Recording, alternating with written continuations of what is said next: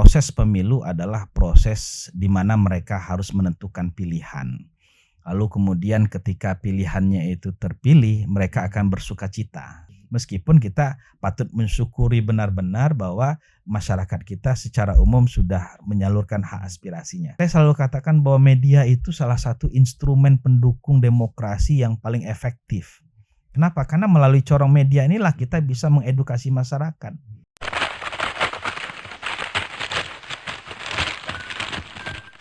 Bersama saya Hendrik Budiman dalam program Bincang Tribun. Kecek pemilu, kita cerita pemilu. Kerjasama Tribun Bengkulu dan Bawaslu Provinsi Bengkulu. Tribuners, saat ini kita sudah bersama Dr. Kolby Koiri, akademisi Unpas Fatmawati Soekarno Bengkulu, TPD DKPP Pemilu Provinsi Bengkulu dan pemerhati pemilu. Tribuners, kita sudah melewati pencoblosan Pilkada serentak 2024. Nah, Pak Kolby, seperti apa dinamika sosial terjadi di masyarakat pasca pemilu ini, Pak? Baik, saya kira persoalan demokrasi di Indonesia sudah berjalan dengan baik. Kemudian kalau kita lihat secara lokalistik, alhamdulillah Bengkulu nyaman, tenang, damai, sesuai dengan yang kita harapkan. Saya kira sejauh ini ya alhamdulillah tidak terjadi persoalan-persoalan yang mendasar ya. Saya kira itu ya. Nah Pak, menurut pandangan Pak Kolby, bagaimana riak-riak yang terjadi di masyarakat Provinsi Bengkulu, khususnya yang dukungannya kalah di pilkada dan dukungannya menang di pilkada ini, Pak? Secara natural sebenarnya tidak ada persoalan yang mendasar. Sekali lagi saya tekankan bahwa tidak ada persoalan mendasar ini dalam arti bahwa masyarakat semakin tercerdaskan bahwa proses pemilu adalah proses di mana mereka harus menentukan pilihan. Lalu kemudian ketika pilihannya itu terpilih, mereka akan bersukacita. Itu secara manusiawi mereka akan bahagia, senang, kemudian meluapkan kegembiraan dengan berbagai cara. Lalu kemudian ada euforia yang menurut saya masih dalam tahap wajar ya, khusus Bengkulu masih sangat normal. Lalu kemudian bagi mereka yang merasa kalah calonnya tentu juga akan berdampak secara psikologis ya. Secara psikologis kemudian mereka akan merasa sedih, kecewa, dan bahkan mungkin akan mengekspresikan kecewaan itu dengan berbagai cara. Namun sejauh ini ekspresi itu masih dalam tahap wajar ya, kira-kira kekecewaan itu masih bisa dikontrol dan tidak destruktif ya. Jadi secara umum ya fine-fine aja Bengkulu ini ya. Alhamdulillah saya lihat begitu ya. Jadi tidak ada gesekan-gesekan terjadi di masyarakat seperti itu. Tidak ada, sejauh yang saya amati, sejauh yang saya lihat Bengkulu tidak mungkin juga begini ya, kalau saya coba ceritakan sejarahnya proses pemilu di Bengkulu, mungkin ada beberapa hal, beberapa peristiwa yang itu menjadi pelajaran dan pengalaman yang berharga di mana masyarakat kemudian tersadarkan bahwa tindakan-tindakan destruktif akibat beda pilihan itu tidak tidak baik. Kita punya peristiwa Kaur, kita punya beberapa peristiwa gesekan yang luar biasa, tapi itu sejarah. Dan masyarakat Bengkulu cepat belajar. Karena itu saya apresiasi berbagai pihak, terutama kepada masyarakat yang sudah dewasa dalam melakukan proses politik ini, sehingga alhamdulillah gesekan-gesekan yang patut diduga di awal akan terjadi justru tidak terjadi gitu ya, dan ini bahagian dari kedewasaan politik masyarakat Bengkulu, saya kira itu ya. Pak, jadi di pemilu kada khususnya di Bengkulu kan ini partisipasinya meningkat ya Pak. Jadi itu kesadaran masyarakat kan atau kesuksesan penyelenggara ini seperti apa Pak? Untuk hal ini saya perlu menyampaikan beberapa hal ya. Pertama, kita tentu mengapresiasi usaha atau ikhtiar yang dilakukan oleh penyelenggara, dalam hal ini KPU, Bawaslu, kemudian juga ada DKPP sebagai penyelenggara pemilu dengan tugas dan kewenangan masing-masing. Karena kalau kita lihat dalam proses sosialisasi begitu masif dilakukan oleh KPU, begitu masif dilakukan oleh Bawaslu, baik secara institusional antar organisasi baik yang berbasis komunitas dan lain sebagainya, kemudian juga melibatkan lembaga-lembaga perguruan tinggi dan lain sebagainya. Ini juga salah satu pendukung di mana terjadinya partisipasi masyarakat yang kian meningkat. Kalau kita banding dengan tahun 2019 tentu terjadi peningkatan kurang lebih 2, sekian persen ya. Peningkatan ini tentu kita syukuri sebagai bahagian dari ikhtiar penyelenggara untuk melibatkan masyarakat, menyentak kesadaran masyarakat akan hak dan kewajibannya sebagai warga negara. Namun di sisi lain, tentu sebagai akademisi kita juga perlu melihat apa saja faktor-faktor yang mendukung atau faktor-faktor yang mempengaruhi sehingga terjadi peningkatan ini. Kita tidak ingin tendensius ya, katakanlah kita menganggap bahwa ada upaya-upaya yang dilakukan oleh pihak calon dan lain sebagainya. Tetapi ini satu bentuk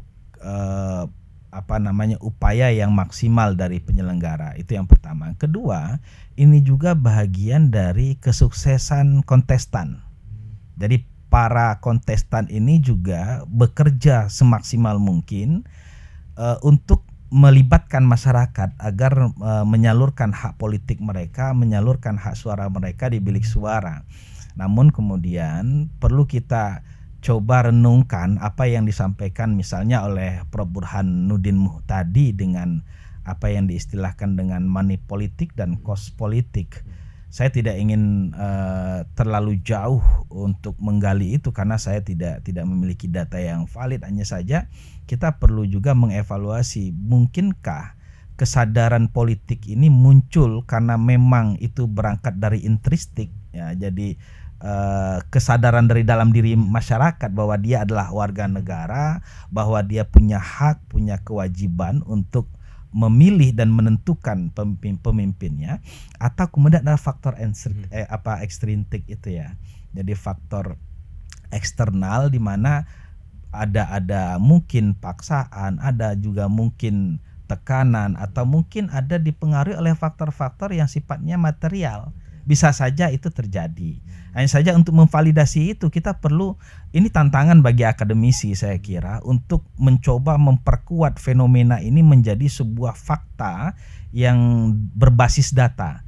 Jadi saya kira nanti ini teman-teman di ilmu politik, teman-teman di ilmu hukum, dan teman-teman di ilmu sosial lainnya untuk mengkaji lebih jauh bagaimana fenomena ini terjadi di tengah kejenuhan masyarakat. Karena ada penelitian yang menyebut bahwa pemilu yang berdekatan, pilkada yang berdekatan dengan pemilu itu menimbulkan kejenuhan masyarakat untuk menyalurkan hak aspirasinya. Saya kira ini poin awal yang bisa kita mulai untuk memvalidasi benarkah itu, atau katakanlah ini sebagai bahagian dari kerja-kerja ilmiah yang bisa dilakukan oleh baik itu mahasiswa maupun para akademisi, dosen dan lain sebagainya untuk meneliti apa sih sebenarnya faktor yang menyebabkan terjadinya peningkatan ini.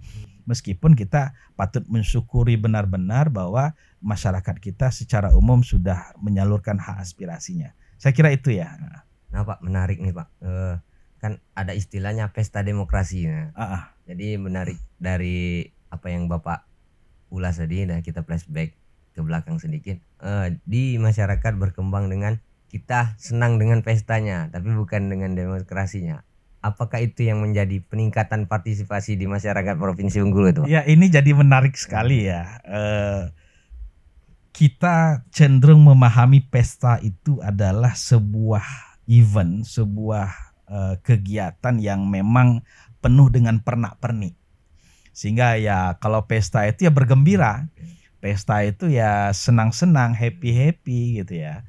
Lalu kemudian ketika ini dihubungkan dengan pesta demokrasi, mungkin akan menjadi kesimpulan yang berbeda di setiap pihak ya. Ya kalau pesta mah kita ya mesti senang-senang, kemudian setiap masyarakat perlu menjalaninya dengan tanpa beban dan seterusnya. Kemudian tendensi dari pesta ini kan akhirnya bermuara kepada apa sih yang membuat kita bisa bahagia gitu. Lalu kemudian dilihat, diinventarisir, kebahagiaan itu bermula dari mana gitu ya.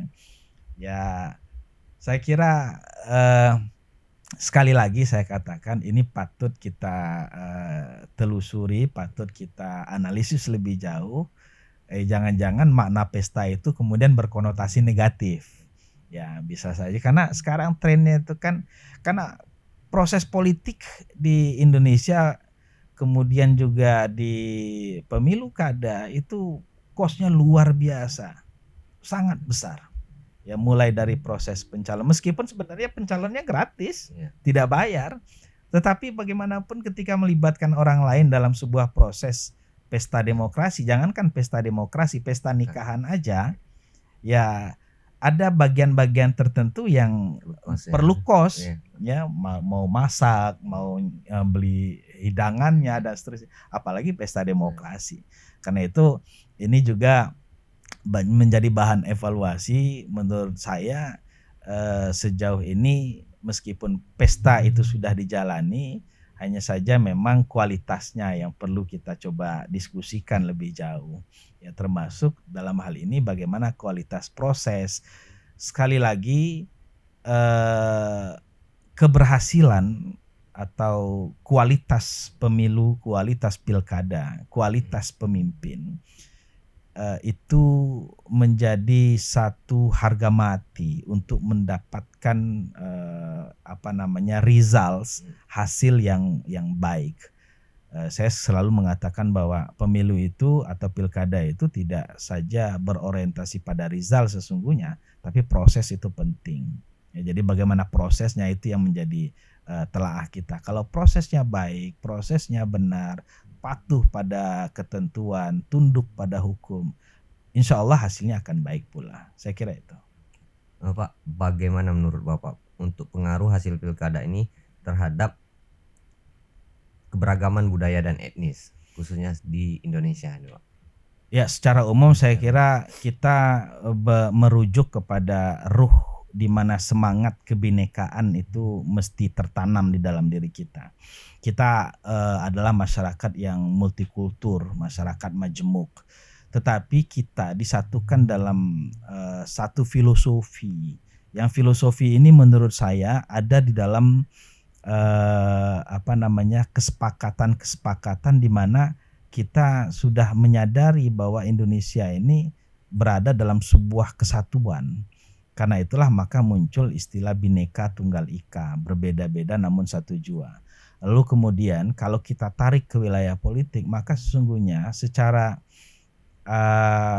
platform mungkin partai-partai juga berbeda-beda. Ada yang nasionalis, ada yang nasionalis religius, ada yang religius dan seterusnya. Bagi saya itu perbedaan yang sesuatu yang given sebagai sebuah kekayaan bangsa Indonesia.